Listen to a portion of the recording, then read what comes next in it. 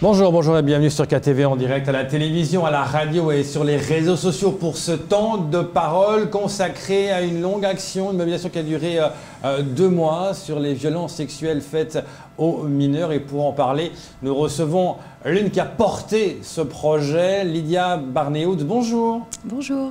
Merci d'être venue ce matin pour un moment important, 2 mois de campagne qui s'est achevée maintenant. C'est le moment de faire le bilan de ces 2 mois. Oui, tout à fait. Alors, elle s'achève, non, puisque du coup, ça marque un nouveau départ, comme chacune des campagnes. 2 mois de campagne avec 8 mois de préparation en amont. Et pour parler rapidement du bilan, effectivement, on a doublé nos partenariats. Donc l'année dernière, on était passé de 6 à 13 associations partenaires. On est cette fois-ci à 27 associations avec 2 qui nous rejoignent. Donc ça, c'est extrêmement positif. Nous avons également triplé les actions par rapport aux 2 précédentes campagnes, pour atteindre près d'une centaine d'actions de sensibilisation dans le milieu sportif, dans le milieu scolaire. Donc on est quand même sur quelque chose d'extrêmement porteur, où on sent vraiment une mobilisation générale de l'ensemble de la société, avec des institutionnels qui ont fait des annonces et qui nous soutiennent, avec des partenaires associatifs et des professionnels et des bénévoles de terrain qui sont vraiment là pour porter cette campagne et pour voir plus loin. Et justement un colloque qui s'est tenu samedi, qui nous a aussi permis d'achever ce temps d'action qui a été fort par une réflexion de fond qui était vraiment nécessaire pour pouvoir sortir un petit peu de ce qu'on entend parfois, oui mais c'est tabou, oui mais d'accord, alors posons-nous, réfléchissons et allons un peu plus loin dans ce que fait aujourd'hui, quels sont les enjeux réellement de la parole intime, notamment dans la société mahoraise. Et je pense que ce colloque a été vraiment extrêmement important et enrichissant et va nous permettre justement de voir plus loin. Justement, c'est ça qui a été compliqué, de prendre un sujet, comme vous l'avez dit, ça c'est tabou, et de le mettre en lumière. Oui et non, c'est sûr que oui, il faut vraiment se poser pour savoir qu'est-ce qui fait obstacle aujourd'hui à la libération de la parole, qu'est-ce qui fait que c'est vraiment le seul crime qui constitue encore aujourd'hui, où la honte et la peur finalement va se situer du côté de la victime. Pourquoi essayer de déconstruire tout ça pour pouvoir ensemble savoir que faire pour résorber un petit peu le fossé abyssal entre le nombre réel de victimes et d'agresseurs et puis ceux qui vont faire l'objet d'une identification et d'un traitement pour pouvoir entamer pour les unes un processus de reconstruction, un processus thérapeutique, et puis pour les autres pour être aussi mis à l'abri parce qu'ils sont dangereux en fait. Et il y a eu le colloque, donc vous l'avez dit, qui s'est déroulé samedi, un moment très important, et le PROC a fait une annonce, a fait plusieurs annonces notamment, mais il va y avoir des actions qui vont être menées justement grâce à tout ça. Oui, je crois que l'ensemble des représentants institutionnels, que ce soit la représentante du conseil départemental, le préfet, le recteur et le procureur, ont vraiment tenu à rappeler que c'était un engagement fort de leur part de prendre vraiment cette cause. Et parmi ces annonces, effectivement, des rencontres trimestrielles, tripartites, avec le parquet, le rectorat et la CRIB du conseil départemental, pour pouvoir un petit peu, alors comme il l'a dit, pas se surveiller les uns les autres, au contraire avancer sur ces questions-là, poser des chiffres. Nous, on a mis 10 mois à avoir des chiffres, on les a eu 3 jours avant le colloque, et voir en fait comment ensemble on va pouvoir traiter ces cas et avancer sur ces questions. Donc plus de fermeté peut-être maintenant ? Voilà, il a également annoncé aussi des référents dans les structures et notamment pour faire le lien entre la médecine urgentiste et la médecine légale. Et puis également la création d'un UAPED, donc une unité d'accueil pédiatrique pour les enfants en danger. Et là, c'est vraiment, on est sur du concret, sur un agenda début 2022.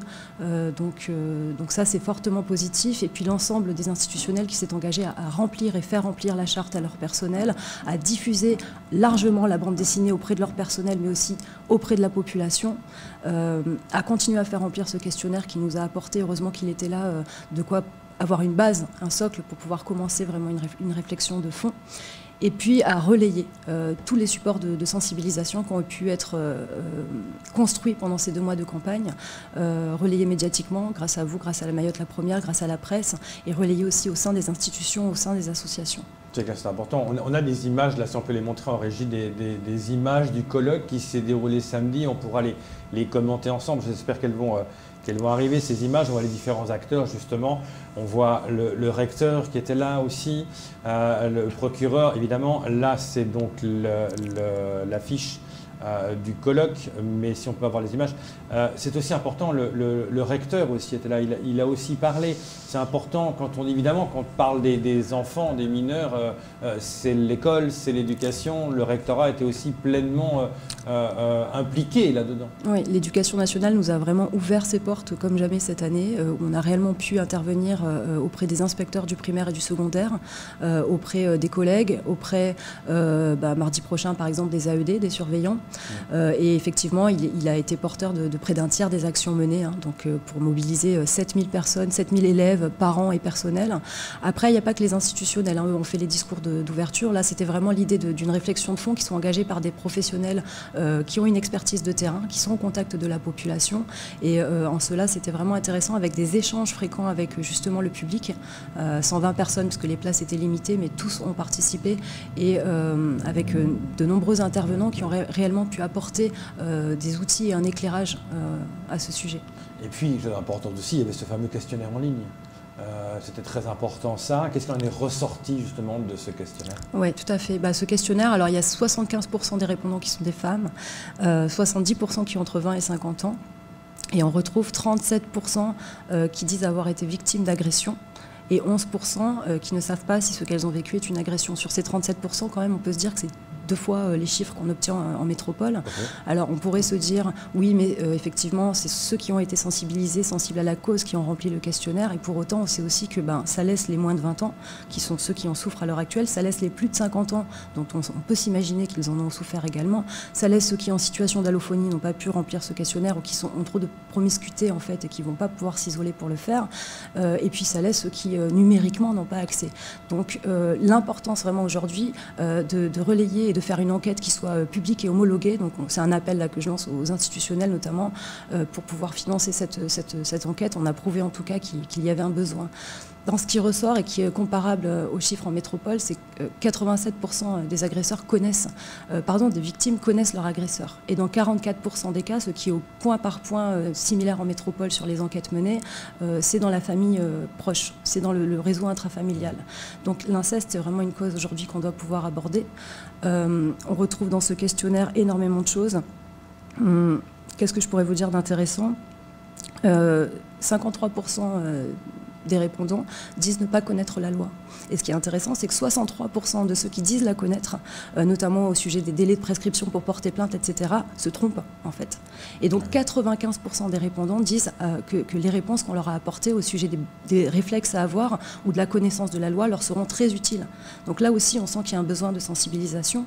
Et pour finir peut-être sur un dernier chiffre, 82% des personnes qui ont répondu ne pas savoir si ce qu'elles avaient subi est une agression n'ont jamais pu parler ou entendu parler de sexualité, d'éducation à la sexualité dans leur enfance.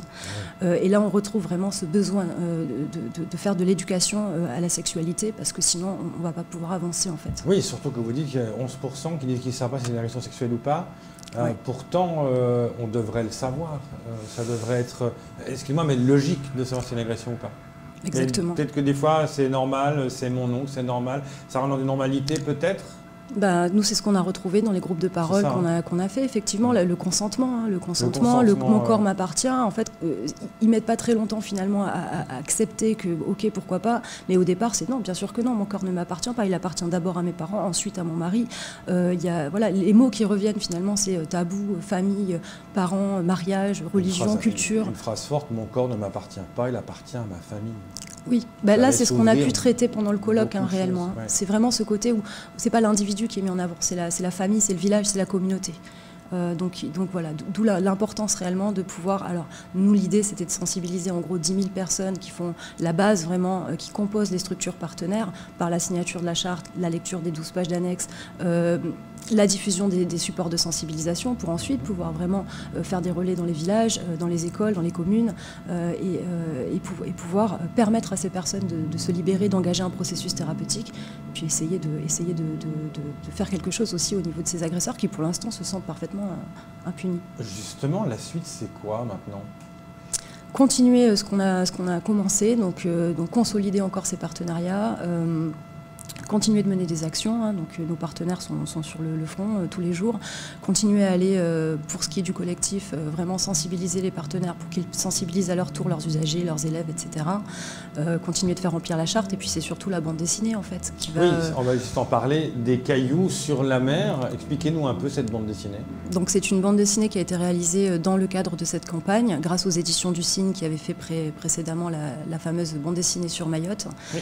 Et qui va nous permettre en fait de servir d'outil pédagogique, qui va rentrer dans les foyers et qui va permettre de poser des mots sur une situation, sur un contexte. C'est accessible vraiment aux petits et aux grands.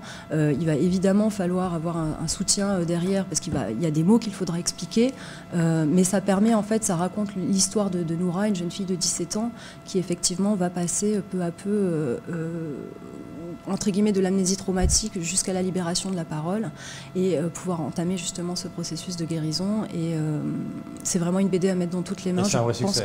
C'est un vrai succès. Ah, il n'y en a plus là. Les éditeurs sont arrivés avec un nombre considérable d'exemplaires. Ils sont tous partis. Donc là, on attend les prochains par bateau et on parle déjà de réédition. Et effectivement, on en est très content. Donc l'opération est un succès.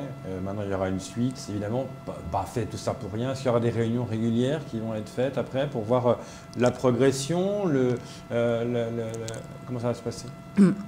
Oui, oui, tout à fait. On va rester mobilisés fortement. On va continuer, comme je le disais, à renforcer les partenariats existants, en créer de nouveaux, puisqu'on a encore 2 associations qui nous ont rejoints. Et on va rester surtout hyper vigilants à faire en sorte que les institutions qui se sont engagées continuent donc parce qu'il y a une charte qui est signée. Vous avez quand même eu des engagements de gens. Maintenant, il faut que sur le terrain, ça continue, que ce ne soit pas seulement à l'instant T, mais que ce soit régulier. Ça prendra du temps, hein, on ne va pas se le cacher. C'est la première fois qu'il y a une campagne de ce type sur le territoire, donc c'est assez inédit. Mais on peut vraiment voir par la portée et l'ampleur qu'elle a prise qu'il y a une réelle volonté de l'ensemble de la population. Je crois que le représentant du Conseil Cadial en parlait jeudi dernier sur Mayotte la Première. C'est vraiment l'ensemble de la population qui veut mettre fin à ces crimes. Hein, il a même parlé de crimes contre l'humanité. On est sur, peut-être quand même pour donner un chiffre intéressant, qui est vraiment en corrélation là, avec les chiffres nationaux, on est sur 10% de la population qui souffre d'inceste, sur quasiment le double qui souffre de violences sexuelles. Ça fait 61 180 cas à Mayotte. Et il faut savoir que sur ces cas-là, il y en a 1000 qui vont être identifiés, il y en a 100 qui vont être traités au niveau judiciaire, et il y en a peut-être 40 qui vont être poursuivis. On est à 0,06% là. Les chiffres parlent de Les chiffres parlent. Merci beaucoup d'être venu ce matin pour faire ce bilan. Évidemment, on va regarder pour la suite de tout ça. Merci beaucoup. C'est tout pour ce temps de parole. Tout de suite, la suite de vos programmes.